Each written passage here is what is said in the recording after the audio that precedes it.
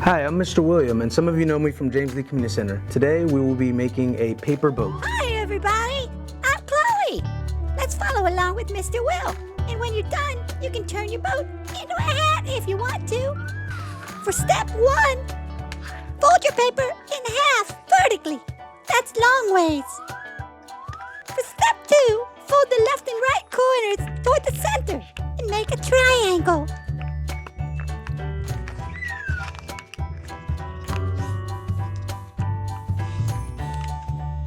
For step 3, fold up the bottom flap along the base of the triangle.